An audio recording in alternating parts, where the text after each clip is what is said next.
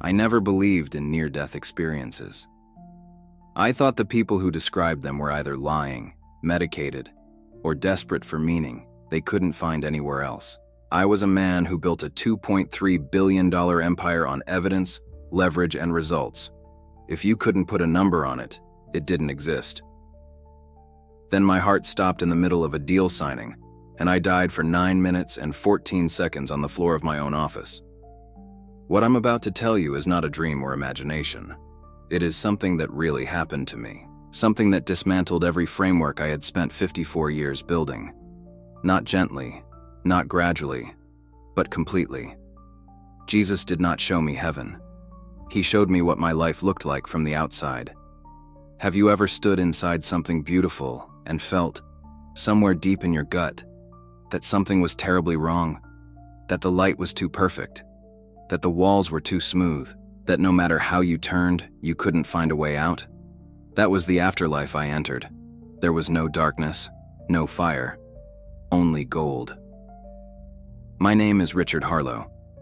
I founded the Harlow Group at 31, with $11,000 and a willingness to outwork every person in any room I walked into. By 54, I was the dominant force in 3 markets simultaneously. I was 3 days from the largest single transaction in my company's history when my heart decided it had heard enough.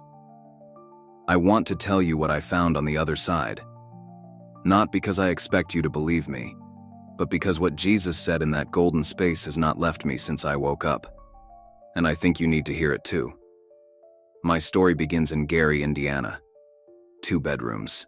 A mother who worked the overnight textile shift and the afternoon diner shift and came home too tired to say much, but always said something.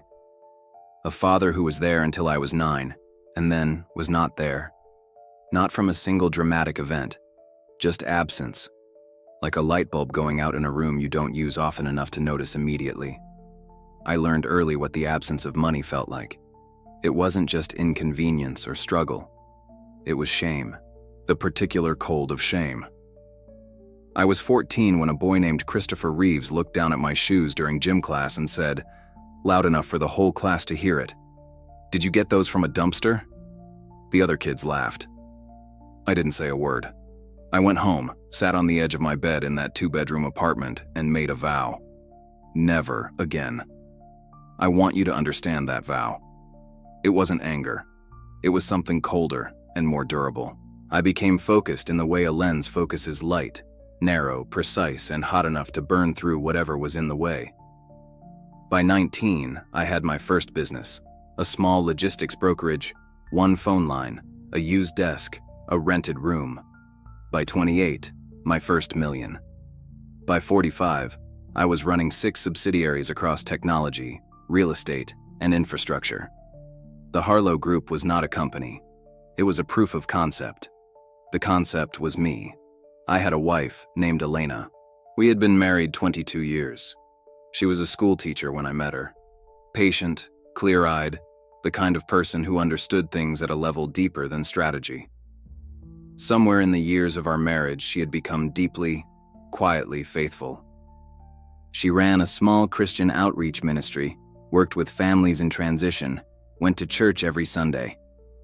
Every Sunday I had a meeting. I believed, and I want to be precise about this because it mattered, I genuinely believed that my success was God's answer to something, that the empire was evidence of favor, that the scale of what I had built was, in its own way, a kind of cathedral. If that logic held, I was the most devout man I knew. Elena never argued with that. She just kept going to church. Take this truth with you. A man can build a cathedral out of his own ambition and call it faith. The person kneeling quietly beside him in an ordinary pew might be the freer one. I didn't understand that yet. I was about to learn what it cost to find out, but something started fracturing about 3 years before my heart stopped. I tripled my net worth in 37 months. I should have felt like a man who had finally arrived. Instead, I felt like a man running a race with no finish line, and beginning to suspect there wasn't one. Beginning to suspect the race itself was the problem. I stopped sleeping. Not completely. I would lie down for 4 or 5 hours, but the sleep was shallow, restless, attended by a low-frequency dread I had no name for. My doctor used the word unsustainable. I changed doctors. Elena told me one evening over dinner that she missed me. She didn't mean my income or my presence at events. She said she felt like she was living with someone who had been replaced by a very convincing copy of the original. Her exact words were, "I miss the person you were before you were someone." I told her she was being sentimental. She didn't argue. That was the worst part. She just nodded slowly and looked out the window. My days were a machine. Up at 4 in the morning. Markets, international calls, board meetings, contractor negotiations, investor calls through dinner, reports before bed. The only moment I felt genuinely alive, and I mean this without exaggeration, was the instant a deal closed. That compressed, electric second of a signature confirmed. Then the feeling faded immediately, and I needed another one.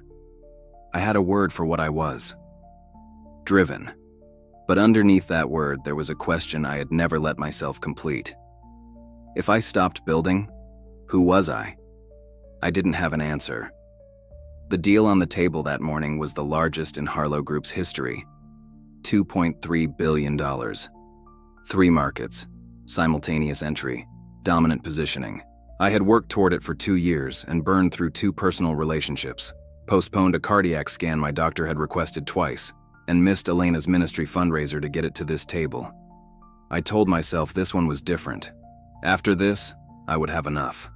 After this, I could breathe. I'd been telling myself that for 35 years. It was a Tuesday in October, 52nd floor, floor-to-ceiling windows overlooking Chicago, 4 lawyers around the glass desk, my associate reading final figures aloud. I had a Mont Blanc pen in my hand, the one my mother gave me the day Harlow Group crossed 100 million. I kept it for signings. Elena had called twice that morning. I declined both calls. The tightness arrived low and central. Pressure first, not pain. I registered it and kept my eyes on the associate.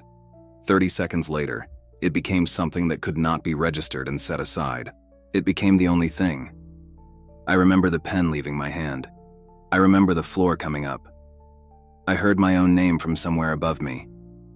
I heard someone say, "Call 911. I heard a continuous tone, high, flat, unbroken, and thought distantly that something in the room had malfunctioned. Then silence. Complete silence. It wasn't frightening, just absolute. The first quiet I had experienced in 35 years. What came after the silence was not darkness. A warmth arrived first, a comforting glow coming from no direction in particular, radiating from everywhere at once. Then light, gradual, golden, spreading from no visible source. And then the space materialized around me. I tried to touch my own arm. My fingers passed through nothing, as if I were something and simultaneously nothing, present and untouchable. I was not standing on a floor. I was suspended in a space with no ground and no ceiling and no walls, and yet it felt completely enclosed. I called out. I don't know what I expected.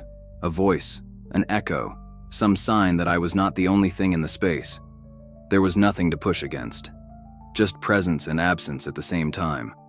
A suspension that had no floor and no company.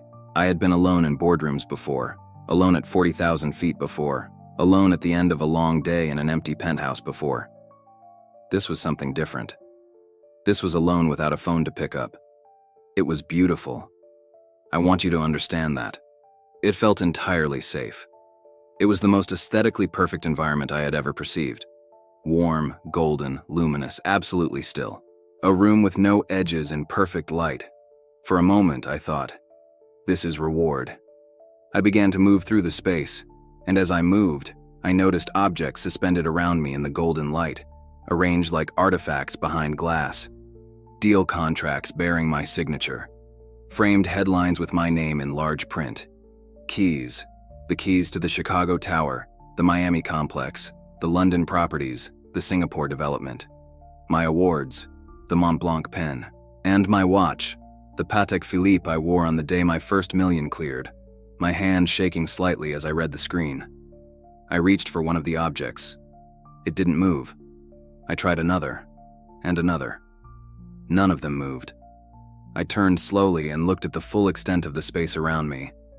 The objects extended in every direction, perfectly arranged, impossibly complete. My entire life suspended in gold, beautiful and unreachable. No exits. I understood without anyone telling me, without a voice or a sign. I understood that I could not leave. This was not a reward. This was a cage, and every bar was made from something I had built. But the biggest revelation was yet to come. Then the light changed. Without a sound or a movement, there was a shift in the quality of the space, a sudden intensity in the air, a weight that carried no physical force, an authority I had never encountered in 40 years of boardrooms, negotiations, and power rooms. I had been the most powerful person in every room of my adult life. I was not the most powerful presence in this one. He became visible gradually, clarifying instead of arriving, the way a shape emerges from light when your eyes adjust. And I knew, immediately, completely. In the same instant I know my own name. Despite my lack of devotion or any act of faith, I knew because of an authority that was unlike any I had built or purchased or inherited. An authority that carried, beneath its weight, something I can only call love. Beyond mere warmth or sentiment, it was authority made of love. He stood at the center of the golden space. He did not speak about the empire. He did not mention the wealth, the deals, the achievements. He did not condemn. He did not explain. He did not raise his voice. He looked at me the way you look at something you have always known the name of. And he said one sentence, "Richard, you did not build a kingdom. You built a throne, and you put yourself on it." That was all. In that sentence, I felt it before I understood it. Every framework I had assembled since I was 14 years old collapsed. It felt like a sudden realization, the way a word you have been mispronouncing your entire life sounds when you finally hear it correctly. The recognition is instantaneous and complete. You cannot go back to not knowing it. The money was not the problem. The money had become my God. I hadn't built the empire to honor anything or anyone outside myself. I had built it to be undeniable, to be permanent, to be the answer to a question asked in a 2-bedroom apartment in Gary, Indiana. The empire was not the cage. The throne I had placed at the center of my own life was the cage, and I had decorated it in gold and called it a kingdom. I stood there, completely known, every hidden thing visible, and I was not condemned. Then the space shifted. As if something was drawing me away from where I stood, I was brought into a series of scenes. Instead of my own memories, I saw glimpses of others. 3 visions shown in sequence. The first was a man in a plain office. He was entirely ordinary, sitting at a standard desk. But his face was the face of a man who could not stop watching the door, waiting for someone to enter and tell him he mattered. Compliments, approvals, validations. They surrounded him in exactly the same golden light as my own prison, arranged in the same impossible, beautiful pattern. Same structure, different material, same cage. The second was a woman who had followed every religious rule with perfect consistency. Church every Sunday. Never missed a service, never broke a commandment, never gave anyone reason to find fault with her record. But she had never once spoken to God directly. Not as a conversation, not as a whisper between 2 people who knew each other. She had followed the system without ever meeting the person inside it. Her prison was built from compliance and it gleamed perfectly. Same cage, shinier material. And then the third vision, Elena. She was kneeling beside a bed in a small, ordinary room, somewhere plain where she had gone to pray that morning while I declined her calls. And around her, where the golden bars had surrounded every other person I had seen, there was only clear, open light, a simpler glow, like sunlight through a window on an ordinary morning. There were no suspended objects, no collection, no bars. She was completely free. She had the one thing I could not buy, negotiate, or close a deal to acquire. I understood it without a single word of explanation. Elena was not free because she was poor in circumstance or modest in life. She was free because there was no throne at the center of her life. That space was occupied by someone else, someone she had known directly and personally for decades while I held meetings. I had spent 22 years calling her naive. She was the only free person in our household. Take this truth with you. Freedom is not an absence of wealth. It is an absence of a false throne. Whatever you have placed at the center of your life, whatever you have built the rest of your life around, that is the thing worth examining. You are never alone in that examination, and what I had to face next was the question I had been running from my entire life. I don't have a clean word for what happened next inside me. The fear I had carried for 40 years, the vow that had driven everything, the engine beneath every transaction, dissolved quietly. There was no blinding light or command and no moment of spectacle. It faded because I was completely known and spared from condemnation. That was the mechanism. I had spent my entire life performing for a verdict, building for a verdict. And the verdict had always already been decided in my favor, regardless of my performance, perhaps even in spite of it. The performance was never the point. And in the moment I understood that, the engine that had driven every decision for 35 years went silent. God was not a judge. He was a patient father who had been watching me build a cage and calling it success, waiting for me to look up. Then a question arrived, unspoken, yet present the way a sound fills a room. Do you want to return? Beyond the empire and the deals, back to what your life could become if the throne was vacant. I understood the cost.